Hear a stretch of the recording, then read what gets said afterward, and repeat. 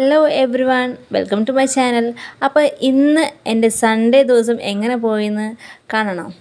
അപ്പോൾ അതെ, എല്ലാവർക്കും സൺഡേ എന്ന് പറയുമ്പോൾ ലീവുള്ള ദിവസമാണ് മിക്കവർക്കും കേട്ടോ.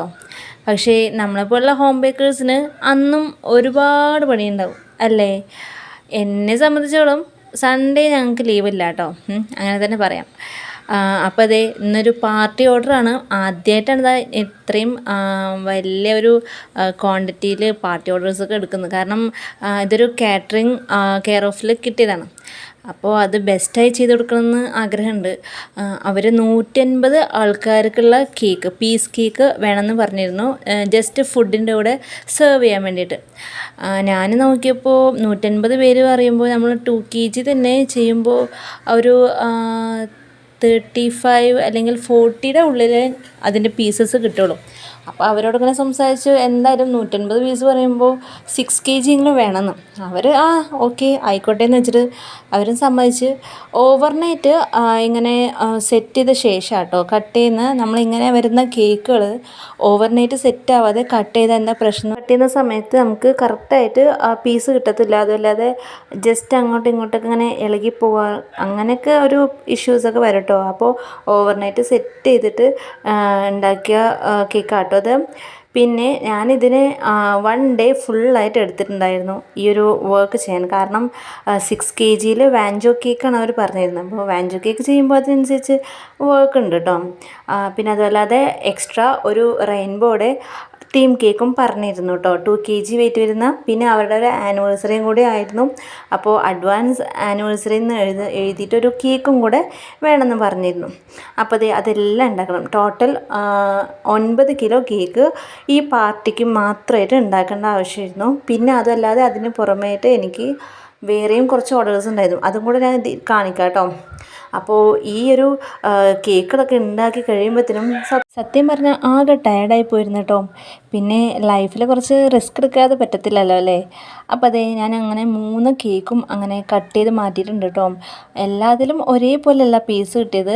ഫസ്റ്റ് കട്ട് ചെയ്തപ്പോൾ ഇച്ചിരി വലുതായിട്ടൊക്കെ വന്നു, പിന്നെ കട്ട് ചെയ്തപ്പോൾ ഇത്തിരി ചെറുതായി, അങ്ങനെ 150 പീസ് പറഞ്ഞിട്ട് 154 പീസ് കിട്ടിയിട്ടുണ്ട് കേട്ടോ. അപ്പോൾ അതെല്ലാം സെറ്റാക്കി ഫ്രിഡ്ജിൽ വെച്ച ശേഷം നമ്മുടെ 2 kg വരുന്ന റെയിൻബോ കേക്ക് സെറ്റാക്കി. ഇതിൻ്റെയൊക്കെ ഷോർട്ട് വീഡിയോസ് ഞാൻ മുൻപേ അപ്ലോഡ് ചെയ്തിരുന്നു കേട്ടോ. ലോങ് വീഡിയോ ഇടാൻ കുറച്ച് ലേറ്റായി. അപ്പോൾ ക്ലൗഡ്സൊക്കെ ഇങ്ങനെ 3D എഫക്റ്റിൽ ചെയ്യുന്നതുകൊണ്ട് നമുക്ക് കേക്ക് കാണുമ്പോൾ ഒരു പ്രത്യേക ലുക്ക് തന്നെ കിട്ടി കേട്ടോ. ഇതെങ്ങനെയാണ് 3D ക്ലൗഡ്സ് എങ്ങനെ ഉണ്ടാക്കാമെന്നൊക്കെ ഞാൻ വീഡിയോ അപ്ലോഡ് ചെയ്യാവേ. എന്നിട്ട് കുറച്ച് നോർമൽ ക്ലൗഡ്സും വെച്ച് കൊടുത്ത്, ഇതൊക്കെ കട്ടറും കൊണ്ട് കട്ട് ചെയ്തതാണ് കേട്ടോ. ഇതിൻ്റേതായിട്ടുള്ള കട്ടേഴ്സ് നമുക്ക് അവൈലബിൾ ആണ്. എന്നിട്ട് അതേപോലെ ഒരു ക്ലൗഡിൽ തന്നെ കുട്ടിയുടെ നെയിമും കൂടെ ഞാൻ എഴുതി കൊടുത്തിട്ടുണ്ട് കേട്ടോ. നമ്മുടെ ബ്രഷുമ്മൽ കളർ ആഡ് ചെയ്തിട്ടാണ് കേട്ടോ ഈ പേര് എഴുതിയിരിക്കുന്നത്. ബാക്കി വരുന്ന ഡസ്റ്റൊക്കെ ബ്രഷ് കൊണ്ട് തന്നെ റിമൂവ് ചെയ്ത് കളഞ്ഞു. അപ്പോൾ നമ്മുടെ കേക്കിൻ്റെ ഫൈനൽ ലുക്ക് എങ്ങനെയുണ്ട്? അടിപൊളിയല്ലേ? എനിക്ക് ഭയങ്കരമായിട്ട് ഇഷ്ടപ്പെട്ടു കേട്ടോ. എന്നിട്ട് അടുത്ത ടാസ്ക് ഓട്ടോയിലാണ് ഞാൻ അതൊക്കെ കൊണ്ടുവന്നത്. അപ്പോൾ അതിൻ്റേതായിട്ടുള്ള ടെൻഷൻ ഒരുപാടുണ്ടായിരുന്നു. എന്തോ ഭാഗ്യത്തിന് സേഫായിട്ട് എത്തി. എനിക്ക് ആ റെയിൻബോ ആയിരുന്നു കുറച്ച് പേടിയുണ്ടായിരുന്നു. പിന്നെ മണ്ഡപത്തൊക്കെ എത്തി. ഡെക്കറേഷനൊക്കെ അടിപൊളിയായിരുന്നു. അവരുടെ ഇപ്പോൾ റെയിൻബോ തീം, നമ്മുടെ കൊക്കോമലിൻ്റെ തീമിലാണ് എല്ലാം ചെയ്തിരിക്കുന്നത്.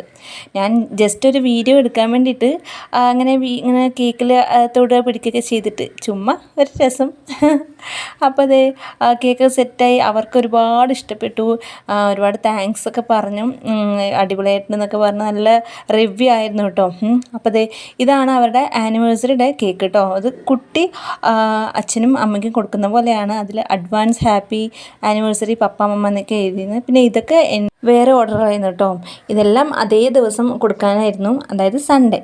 അപ്പോൾ സൺഡേ ഒരുപാട് തിരക്കുള്ളൊരു ദിവസമായിരുന്നു. പിന്നെ ഹൽദി കേക്കായിരുന്നു കേട്ടോ. ഹൽദി എന്ന് പറഞ്ഞാൽ ബ്രൈഡിൻ്റെ അല്ല, നമ്മുടെ ഗ്രൂം ടു ബി കേട്ടോ. അപ്പോൾ അതും കൂടെ സെറ്റാക്കിയിട്ട് കൊടുത്തിട്ടുണ്ട്. അത് നൈറ്റുള്ളൊരു കേക്കായിരുന്നേ. അപ്പോൾ ഇതൊക്കെയായിരുന്നു നമ്മുടെ സൺഡേ ഞാൻ ഡെലിവറി ചെയ്ത കേക്കുകൾ. അപ്പോൾ ഇഷ്ടപ്പെട്ട ലൈക്ക് ചെയ്യുക, ഷെയർ ചെയ്യുക, കമൻറ്റ് ചെയ്യുക, സബ്സ്ക്രൈബ് ചെയ്യാൻ മറക്കല്ലേ. Thank you.